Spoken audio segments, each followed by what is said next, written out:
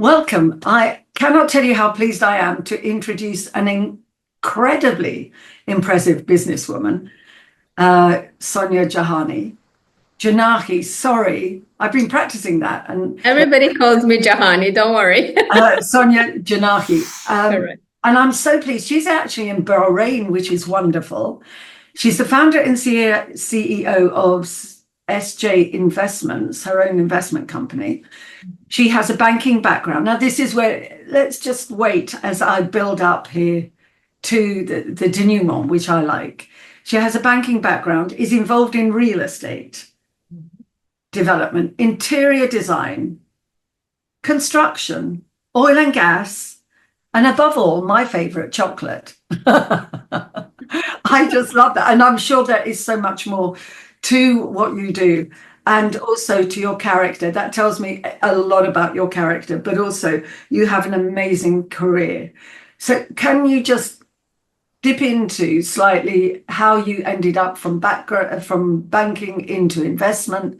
What in your background led you to that? And eventually, let's talk about chocolate. Sure. Well, I actually started initially in telecom. That's when I first graduated.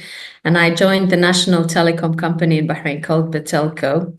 I was a fresh graduate from the university on Dean's Honor List. And I managed to work on creating two important issues in the telecom company. One was the first tariff manual, which was a manual that included all the services that the organization offers to both retail and corporate customers, and what is the charges. And the second thing was I worked on creating a new unit called Transit Business and International Relations, where I used to attend the ITU meetings in Geneva. And I used to also work with other telecom companies to ensure that we reduce the division of the per minute charge and accordingly allow lesser charges for countries like India, Pakistan, Sri Lanka, Bangladesh. That time we didn't have internet, and this is basically, I'm talking about 1989, 1990. We didn't have Wi-Fi, we didn't have internet.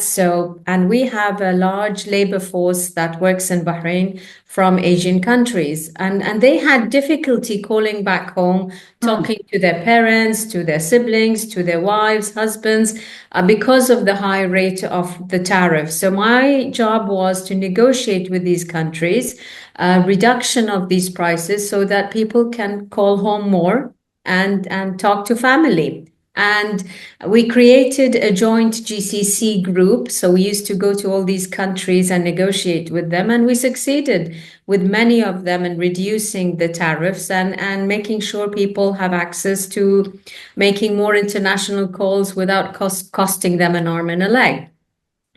In 1994, I was already married and I had my daughter, Rose, and I started my master's degree, and I realized my knowledge is so limited to telecom that I needed to expand my horizon. And it was basically the time of investment banks and Islamic investment banks coming out back in 1994. So I wanted to get involved with the banking and understand how banking system works. So I joined the second biggest bank in Bahrain called Bank of Bahrain and Kuwait. And I first joined the retail marketing. But my ultimate objective was to get a seat in the investment department, because this is where all the magic happens in terms of structuring portfolios, structuring investment vehicles. And I wanted to understand the techniques and mechanisms of how this was done. And I managed to convince the head of that department to take me on board. So 2 years after being in the retail marketing, I moved to the investment, and I first stayed in the operations department. I actually headed the operations. And I learned how back office operations works, and for the dealing room, for the investment portfolios. And then I started working with the head of the department, structuring commodity funds, alternative funds, and other private equity funds. And it was very interesting because I used to work with some of the biggest firms in the UK and in Boston in the US.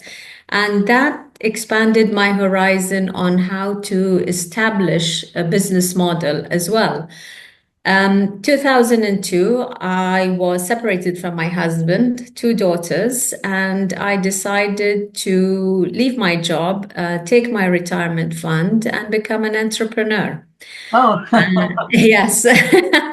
And the reason why I did that, because I felt restricted in my job, and I wanted to do more, and I wanted to achieve more for my daughters. And I went, and real estate was booming back then in 2002, with Dubai, real estate, US, funds happening everywhere.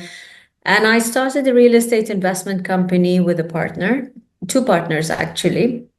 And we focused on not luxury real estate, but affordable real estate, something that we had a big gap when it came to Bahrain. And we wanted to make sure we complement as a private sector the Ministry of Housing in terms of attending to the needs of the locals and not putting a big burden on the government. So we used to take big plots, work with Islamic investment banks to fund our project, and in many cases, they used to take strategic positions with us, subdivide these properties to very small lands that anybody can afford to buy and build his dream home on these lands. Several projects were done, all of them very successful. We exited in between 12 months to 18 months, triple-digit IRR. Everybody was very happy. Sonya Janahi was very worried. By then, I already had an exclusive relationship with one of the biggest construction companies in the UAE for Bahrain. I had set up an architecture and interior design company as well, which was run by my brother and my sister-in-law because that's their background. I was the CEO of the company. But also, I was worried and felt that everything that was happening in real estate is a bubble and it could burst any minute. And this was in 2005. And I realized I've done a very silly mistake that I used to tell my investors not to do, is I literally put all my eggs in one basket in terms of all the companies that I had established were real estate focused. So if anything happens to real estate, then we have a serious problem. And I totally neglected the issue of diversification.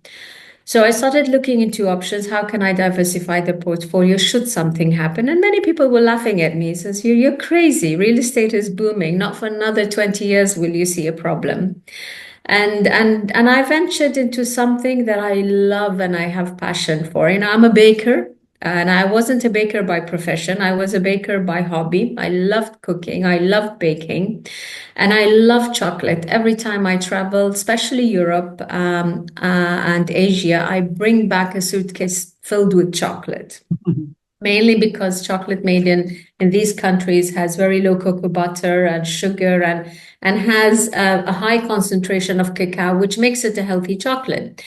So we started researching about chocolate, and we discovered how chocolate was discovered by the Spanish when they discovered Americas, and they discovered this amazing tribe in Central America called the Mayans. And they had this secret medicinal drink that was offered to their gods, but it was also a healthy drink because it had spices and cayenne pepper in it, and it was good for chest congestions, for cough, for flu symptoms. So the Spanish bartered with them and gave them gold and took this secret drink. And for hundreds of years, the kings and queens of Europe were drinking this secret drink that not only cured their sickness, but also made them happy, made them relaxed, made them, very fun. And that was basically chocolate, cacao that was actually done into a paste with spices. And in Europe, what they did is they added honey to it because it was a very bitter drink. And they used to add a bit of water to it and drink it. So later, of course, the Hershey's and Cadbury's discovered the secret product called the cacao, and then they created the milk chocolate, and then chocolate became commercialized. So this is why I loved the concept. I loved the history of the chocolate, and I decided to call our brand Maya. But wearing my investment background hat, I wanted it to be a franchise model and not just a concept that opens up in Bahrain. So before we opened our doors in 2007, we already had all the franchise manuals ready. We had the full strategy ready, and we branded it in a way that, and my background is strategic marketing. So I made sure that it was positioned in the way that anybody seeing the brand would think that, oh, this is an old brand that somebody has seen somewhere in the world and has now come to Bahrain, and not a brand that was created, 6 months back in Bahrain with a small group of Bahrainis. I wanted to create that confidence and comfort into the brand. And in 3 months after opening, we signed the first franchise agreement to Qatar.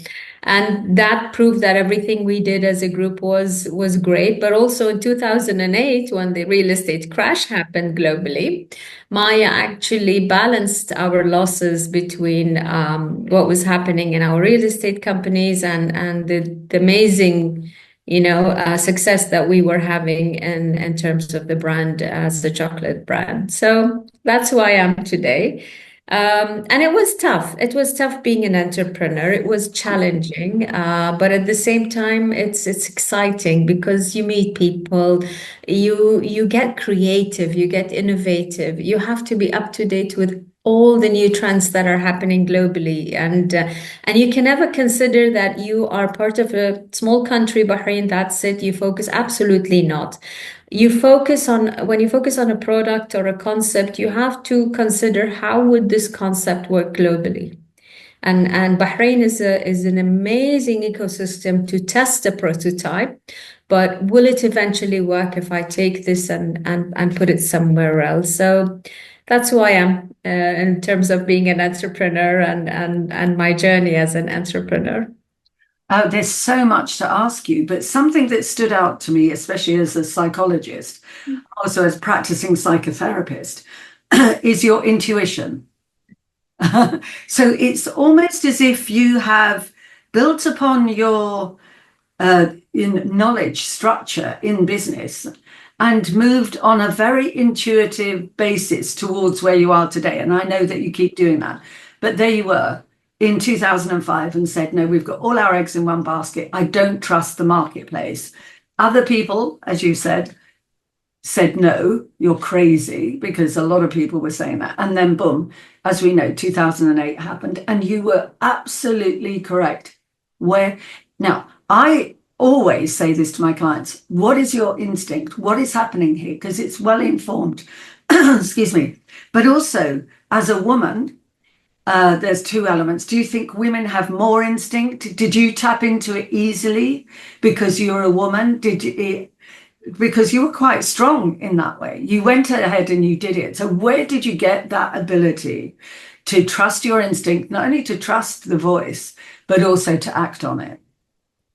I don't think being a woman has a specific advantage. Okay, we do have superpowers being women, I have to say that, and multitasking is one of our superpowers. But it was, and most of the people I was talking to that actually gave me that intuition were men, and it's all about you discussing the market, analyzing the market, having an understanding or a vision of where the market is going.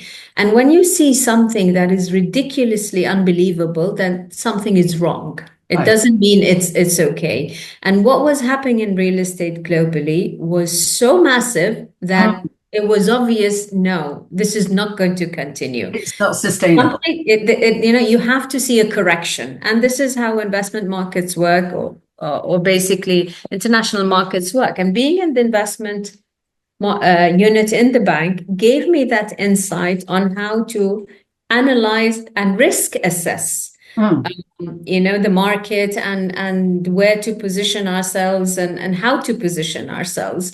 The same thing happened when COVID started. When COVID started, One of the first things I went is, and we had a big shop here in Bahrain, like a cafe, which was the chocolate bar. And I went to the landlord, a big mall, and I said, what are you going to offer us? Because we have instructions from the government to close down.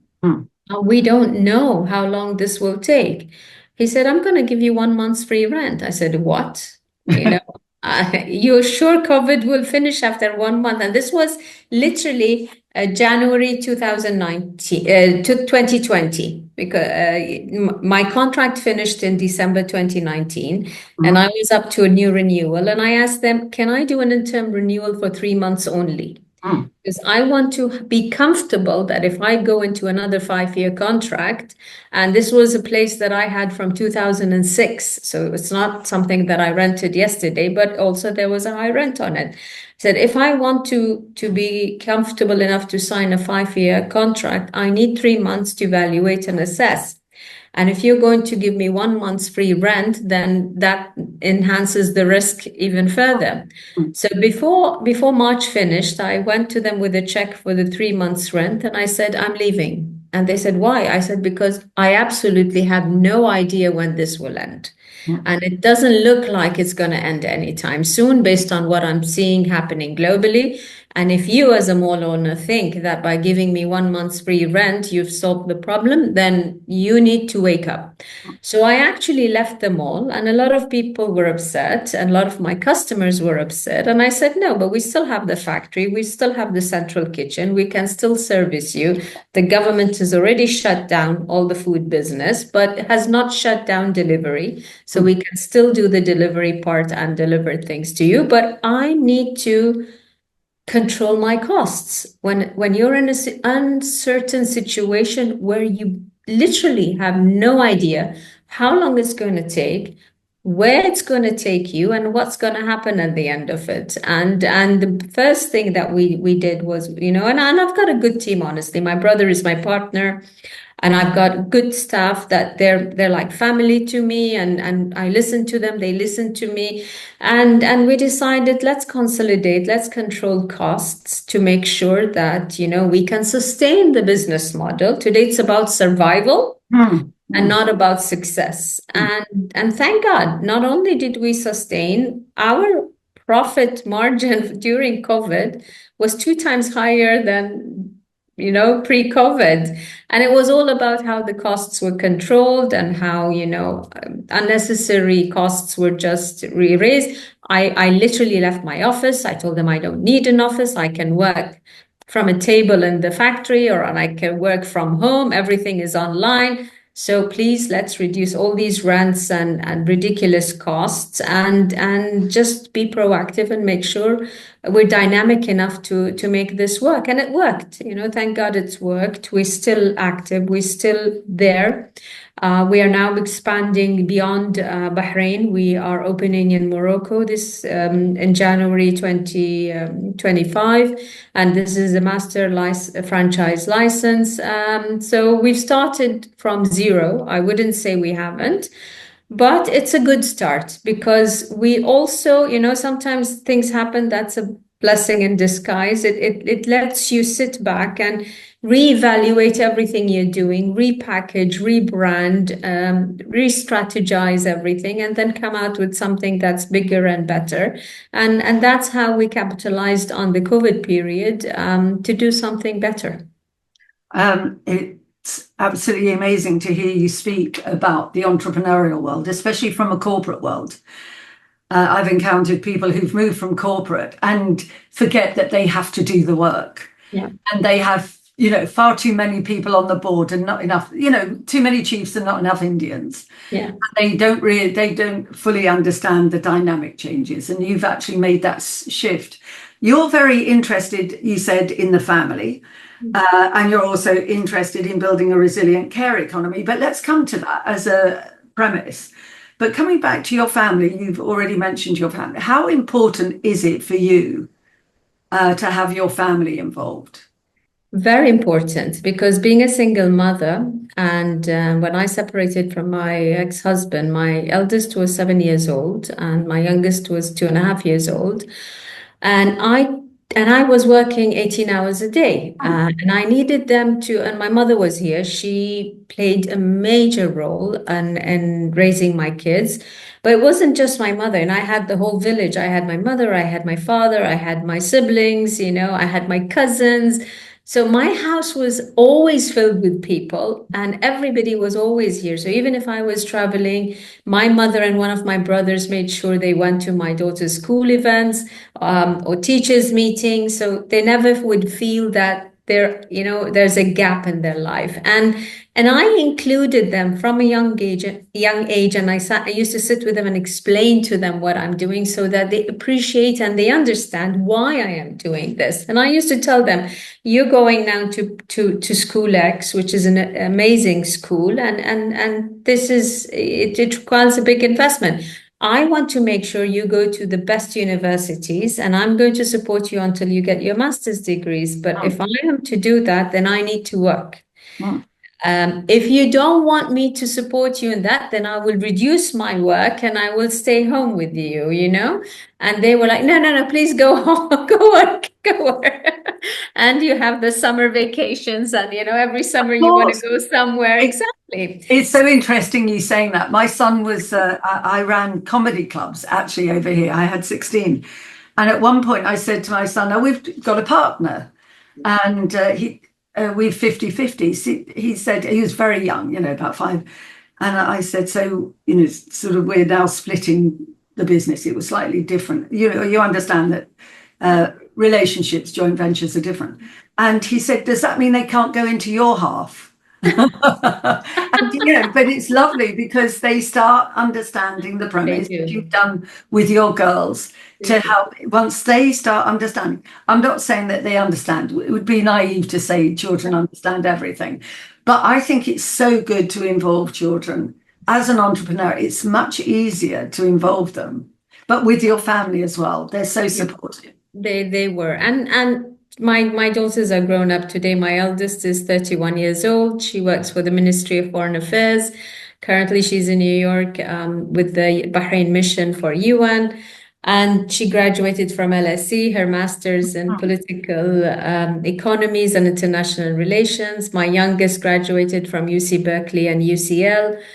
She's a clinical psychologist. So I'm proud of both of them. They're both doing amazing. And a lot of people ask me, but none of them are working with you. I said, because I need them to live their dream. Absolutely. I can't expect them to just follow my path, number one. And number two, they're still with me, even though they're doing what they love, they are involved in my business. I do consult with them on a lot of issues, and I take their opinion into consideration. And they've been with me throughout everything I've done. So they don't physically have to work in the organization to be with me. But touch wood, they're doing good, and I'm very proud of them. Don't you think, hearing that, my daughter works, and she often turns to me for advice. And I talk to her about things. And I think this is the new dynamic for women. If you can manage that side of life, I think with your extended family there, it makes the dream team, really. It doesn't mean that everything's easy. I know that. But how has that impacted on your interest in resilient care, as you call it, the resilient care economy? How does that impact on it? Of course, one of the things I did, and to ensure that I also support MSMEs, and especially to make sure that they avoid all the mistakes that I've done. And I've done many mistakes. Everything I did, I was doing a trial and error. I got many things wrong. I got many things right. And I started many things from, back to square one. So if there's a chance for me to be a mentor, be a support for anybody who wants to get into the life of entrepreneurship, I have to give them the right advice that nobody, unfortunately, gave me when I started this. So when I got the chance to be involved in the board of the Chamber of Commerce in Bahrain, I jumped on that opportunity, and I did didn't jump on that opportunity because, wow, it's a board position, it's prestigious. Absolutely not. The first 4 years, my first term, 2018 to 2022, I was literally working from 7 a.m. till 10 p.m. in the evening in the chamber to restructure the committees and redefine everything in line with Vision 2030 of the country, in line with all the dynamics of the economy, and in line with all the challenges that the economy is facing. And that was very important to me. Parallel to that, I was nominated to represent Bahrain and represent the private sector in the International Labour Organization. And when I went for the first time in 2018, and I went for 3 days, I landed in Geneva, I went and gave my speech, and then I left. And when I stood there at the podium and gave my speech, I had that deja vu of 1990, when I used to attend the ITU, when I used to sit in a very corner back, chair, attending all the telecom union meetings. And I said, one day I want to stand at that podium and give a speech. And I did. And I had totally forgotten that dream that I had. Things changed in between. And then there I was in 2018. And suddenly I remembered I was in the UN Palais. And oh my God, I remembered. Here I came back to Bahrain after 3 days. I went to my board and I said, listen, I'm not going to go represent you guys by just giving a speech. I want to have a board position in the ILO. And they were like, but so many tried before you and never succeeded. I said, well, that's their problem. I want to give a shot at this, but I need to know that you guys are going to support me. And they all supported me. They said, go for it. We're with you. What do you need from us? I said, listen, it works by lobbying with governments. It doesn't work by lobbying with people. So you need to start lobbying with the governments. You need to lobby with the other chambers. And my chairman was very supportive. He literally picked up the phone and talked to every chamber head in the GCC and Arab region. And he said, you guys need to support us. She's a woman and we're proud of her. And Bahrain has never had a board seat. So we want to make sure that she gets. And I managed to succeed and get a deputy seat initially in 2022. In 2020, and it was done online because it was COVID period. So even the voting and everything was done online. And then once I got in, UAE person was heading for 30 years, having a position of a titular, which is a main board member. And he said, Sonia, I'm retiring and you're up to take my position next term. I said, okay, great. I'm ready for it.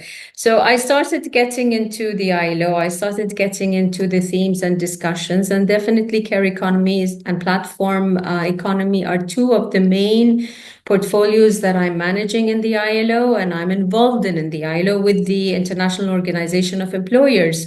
And my focus on care economy is not just because we need to care as employers to ensure that our team are our family, because we have people who've left their homes, who've left their wives, who've left their parents, who've left their children, and are here trying to create a difference for their families back home.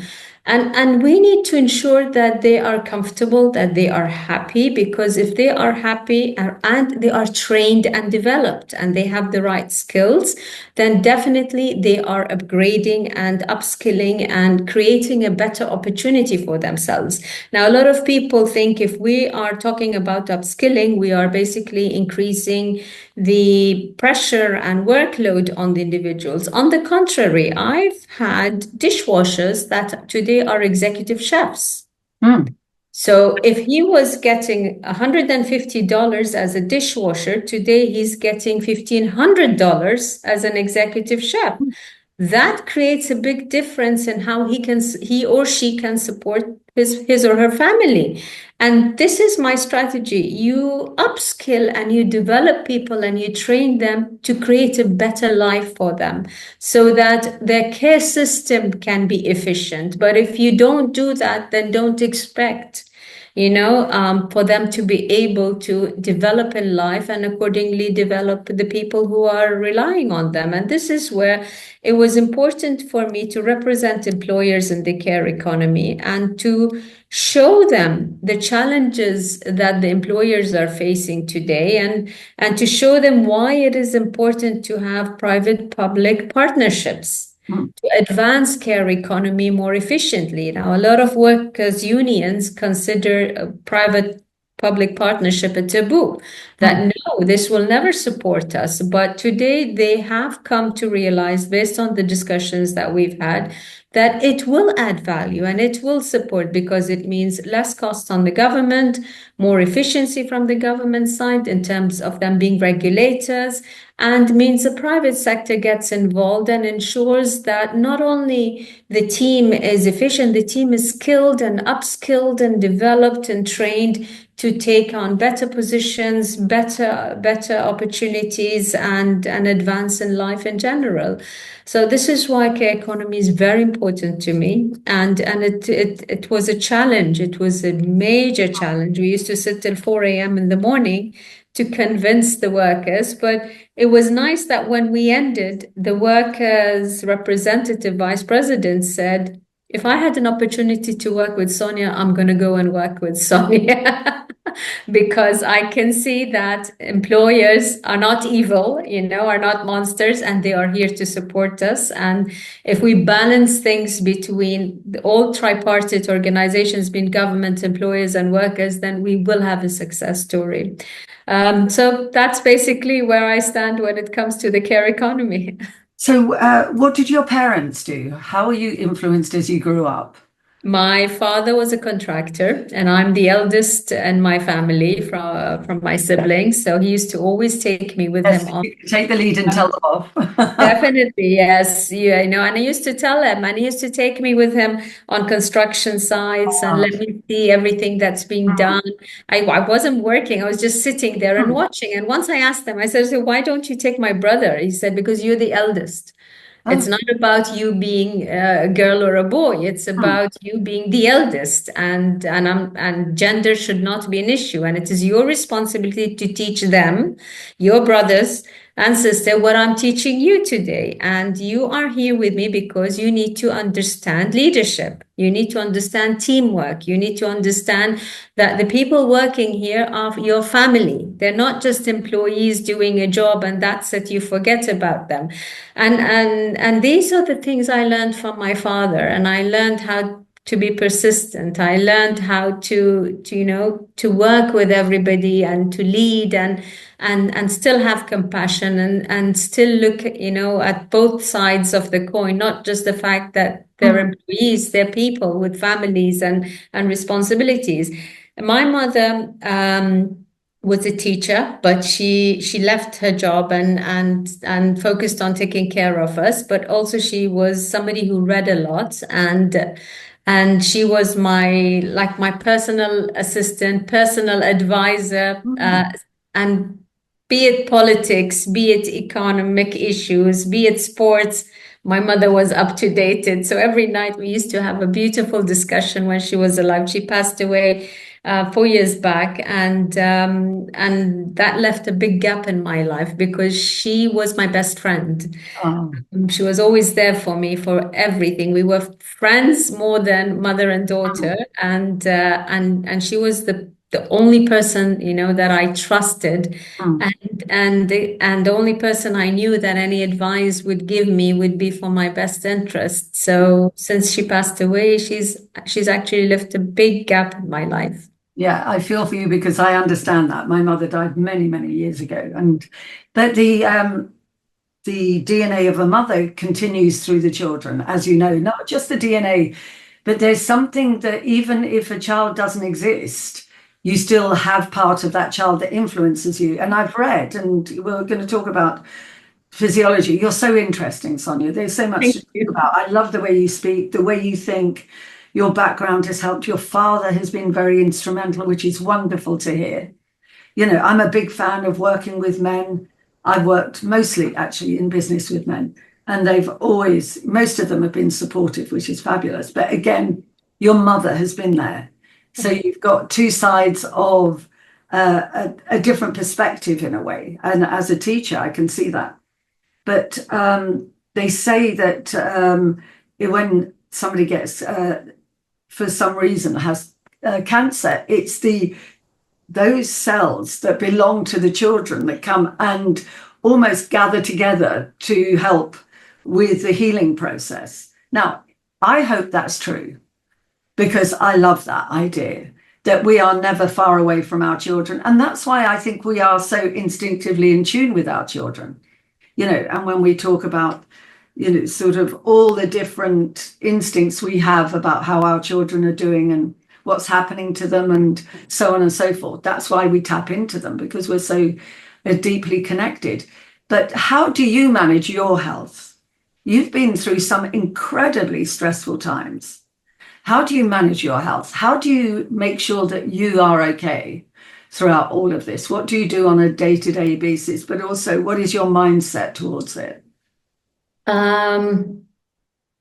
It was challenging. I'm not going to lie and say, oh, it was piece of cake. Absolutely not. My divorce took 7 years in court. So that was one of the major challenges I was facing in my life, trying to build my career and going through the divorce and making sure my girls are okay and they're not dragged into the mess that was going on. A number of things I used to do, and I'm still doing it, is I love going to Mecca, Umrah, pilgrimage. And I used to just stay there for 2-3 days and read the Quran. And that was my therapy. That was giving me my strength, my relaxation. So the moment I used to feel I'm going to break down, I used to ask either my aunts or one of my friends or one of my brothers, any one of you ready to jump on a plane with me? I'm leaving tomorrow or morning or tonight, sometimes even the same day. And I just want to go to Mecca for the weekend and come back. And always one of them was ready to jump, with me. And that helped. That helped a lot. Just sitting there and being on my own and reading the Quran and praying helped me a lot. And to me, that was my therapy. Music, I love listening to music. When I'm in the car, I just make my phone on silent and I don't care about who's calling me. I just take that 20 minutes drive or 1 hour drive and I just listen to music and, break off from the world. And thirdly, chocolate. Chocolate has helped me a lot. I love that. I'm sure you've got some great chocolate recipes, actually. Yeah, especially the 85%, it just relaxes me. So even if I take a small bit of chocolate, I am a stress eater. I have to admit that. And I did reach a stage of being 98 kgs at one stage of my life. And here is where my mother, just before she passed away, a few weeks before she passed away, she was in the hospital. She had a very severe heart condition. And she saw that I was sitting with her so stressed and just eating, just sitting. And she used to see I was not stopping eating. So she said, I think you need to go and do the gastric bypass operation and leave. And I'm like, why? She goes, no, I think, because once you grow up, your metabolism slows down. So you need to control your weight. And I did the operation and I'm glad I did it. I lost 30 kgs and I'm much healthier now. Much more capable of walking and being active. And even when I'm stressed, I want to eat. There's a limit to how much I can eat because my system is different today than what it was before. But yeah, definitely, you need to have somebody you can talk to. And I always had my mother that I could talk to. And after she passed away, I did this operation because I realized I don't have her anymore to talk to. I do talk to my sister. She's there. She's always helping me. She's always supporting me in everything. But still, a mother is different. A mother is a mother, and the background my mother had, the knowledge my mother had is irreplaceable. And that's why, today I after doing this operation, I'm controlling what I'm eating. I can control the stress level and everything. And this has given me a healthier lifespan, honestly. And I thank her because she encouraged me to do it like 2 weeks before she passed away. But I think she was worried about me. She knew that it might get worse for me, and now I'm much healthier.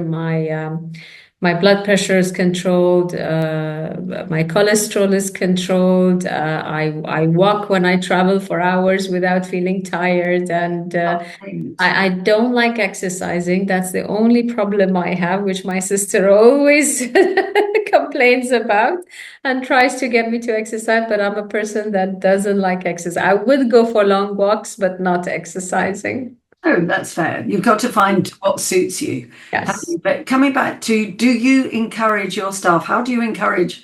And two questions really. How do you encourage your staff to be healthy? Can you do that? And as an entrepreneur, apart from being on a board where you are an advisor, which is really profoundly impactful, but if so, what can we expect businesses to have to deliver for their staff as well? Is it going to get to a point where, as an entrepreneur, if you carry the cost, it becomes prohibitive?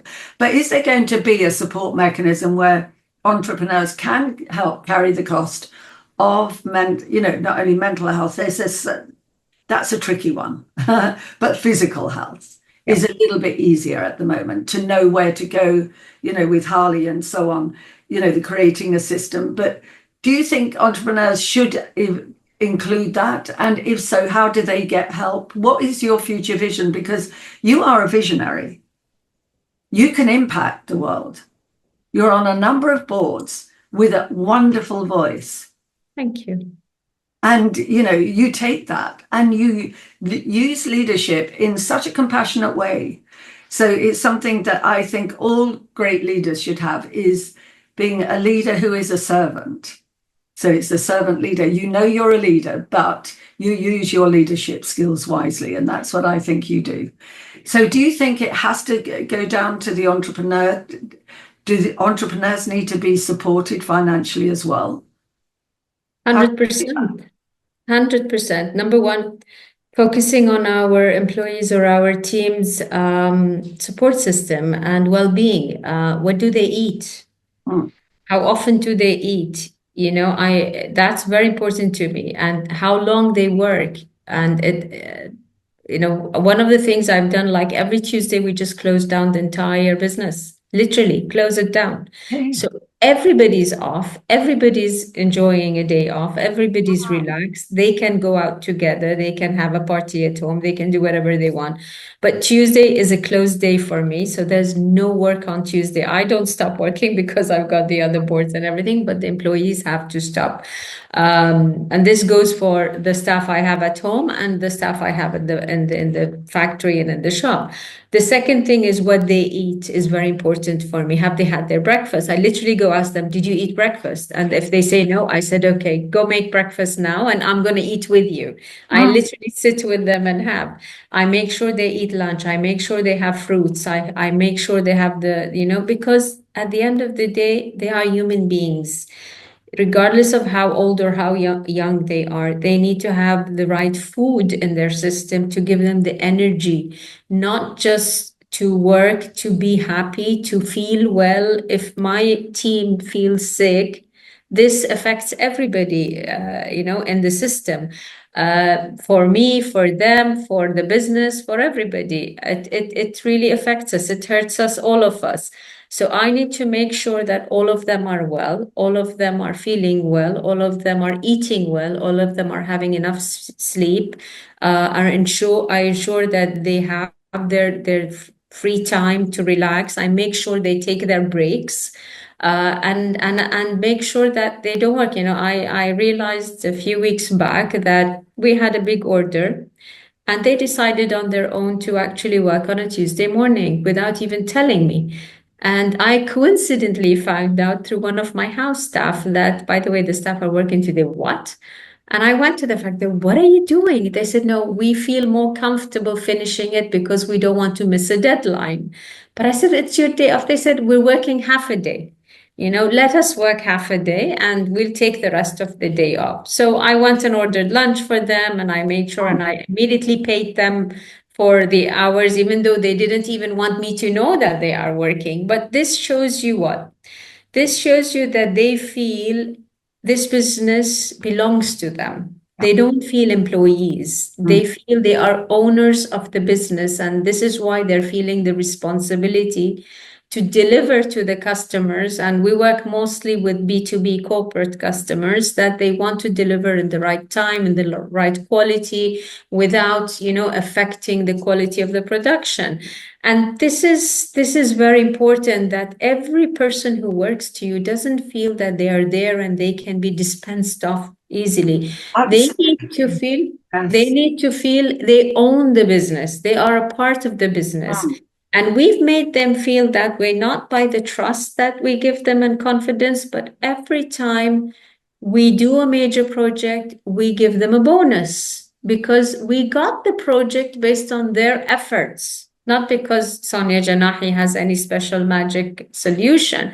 It's at the end of their efforts, their hours that they've put into the business. They've created, okay, I've trained them. I'm a professional chocolatier.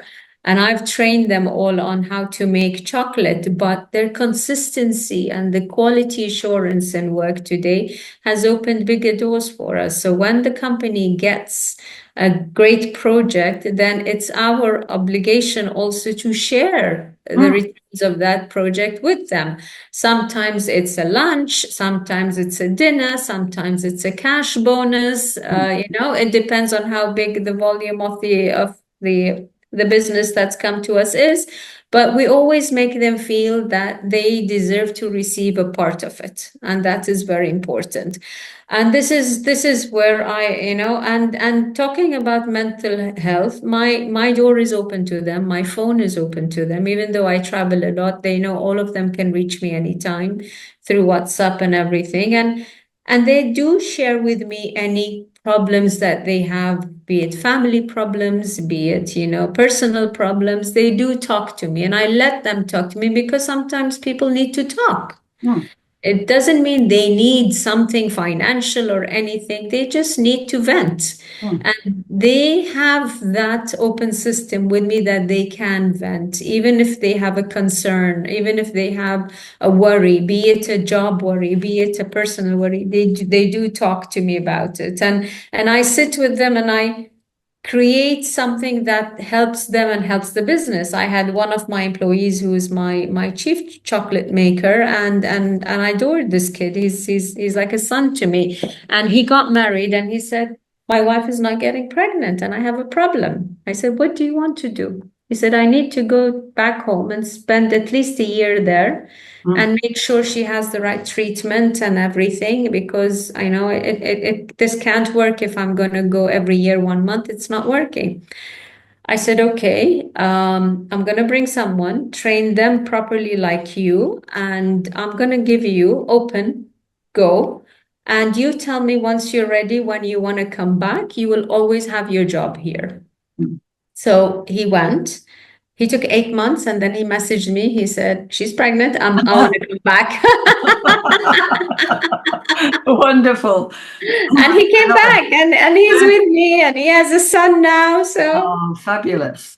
But I do think that your approach, both, with the masculine and feminine, that together you've joined it together. And I think that is where women today can impact. And this isn't an women against men. It's the way we think. And you're teaching other people how to think. It's profoundly impactful, as I've said.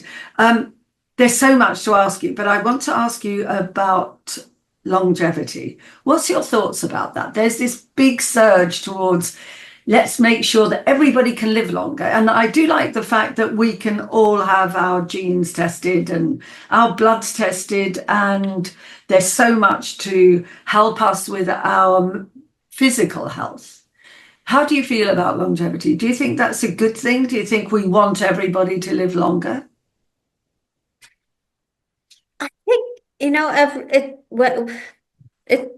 I am a religious person. I'm a very modern, but I'm a religious person also. I pray 5 times a day. I fast in Ramadan. And I think when it's your day, it's your day. No matter how you take care of yourself, no matter how focused are you on how much you work out and what you put in your body and and how you're making sure you're healthy. If it's your day, it's your day. So it's not something that you can control. But I also believe that we also treat our body based on what we put in our body. So whatever, sorry, but garbage we put in our body, it affects our body, and once you reach the age of 45 and above, you see your metabolism is slowing down. You see that, okay, things are not the same as they were before. They don't look the same as they were before. You need to make sure you eat healthy, you sleep is very important, water is important, and these are important things. And disconnect. And I wonder how an entrepreneur can disconnect. This is something I still have not figured out, because I was just telling somebody a few days back, I said the last time I had a day or a period where I disconnected was before 2002, before I became an entrepreneur. Yes, I was wondering about how you look after yourself. But you can't. Even if, let's say, I do disconnect and I travel and I do take a break, the mind does not stop, because you have responsibility and you have a dream and you want to make sure you reach there. So even if you try to disconnect as an entrepreneur, and this is one of the most challenging things, is that your mind cannot disconnect. It depends how much responsibility you feel you're taking, and the pressure that's on you. So honestly speaking, the last time I disconnected was in January 2002. And from then onwards, since I jumped into the entrepreneurship journey, it's very challenging, very difficult. Even though physically I'm not here, my brain will not stop.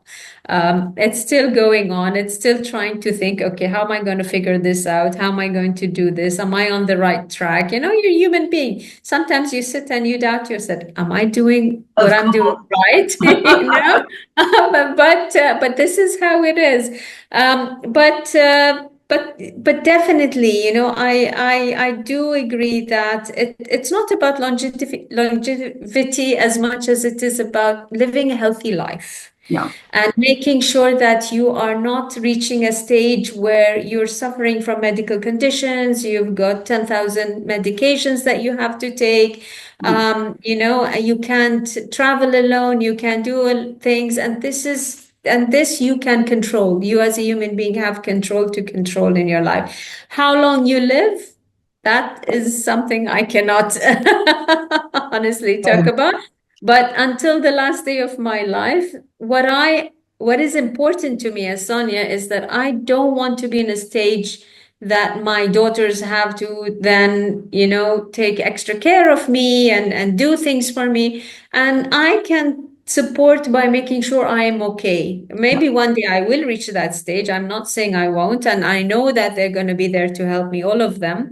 But as much as I can, and the more I live healthy, the more I can make sure that I can have a healthy, status and do what I want to do without asking anybody to help me or do something for me. I know you're so independent, and that's what is giving you the drive to do what you've done. But Sonya, we've got to finish, because already we've been talking a long while, and there's so much more to talk about, I know. And you've been fascinating. But what is your dream? What is your dream that you do leave behind? There's so much that you've done already in this conversation. There's so many points of influence that is significant that you're making here, and all your stories would be things that people could turn to. And this is what I love about the internet, that we are talking. Here I am in London, England. There you are in Bahrain. And we are talking about something that unites us both. And that is not only health, mental health, well-being, but also we're both entrepreneurs. So we understand what it takes. And I understand what it takes for you not only as a woman, you've raised 2 children, you've got a family, but also the impact that you make on the people that you work with, which is absolutely amazing. And there's so much you can teach the world. What is it you want to do next? There's so much, there must be so much on your list. I want to aim for an international position. Great. I second that. Thank you. I can see my business is sustainable now, and of course we have plans to IPO it in a few years down the road. And the business doesn't need me personally. With the team, with the management that's available, everything is working smoothly, working as planned. It's about time also I give more, not just to Bahrain, but even beyond Bahrain and represent Bahrain. And this is where my dream is now to focus on getting an international position where I can even contribute more and give more to communities beyond Bahrain. I think that you will be absolutely sensational and just what the world needs. Thank you. Having listened to you, and I hear of all the countries that are being developed that are very keen to hear how to develop. What is the process? And you both have the big vision and the detail of the process, which makes you super unique and absolutely fascinating. Thank you. I'm honored. I am over the moon that we've managed to speak, and it's been such a pleasure. Pleasure is all mine and honor is mine. Thank you so much. Sonya Janahi, I'm sure we will keep in touch, and it will be a joy if we can. Definitely. Would look forward to it. Thank you.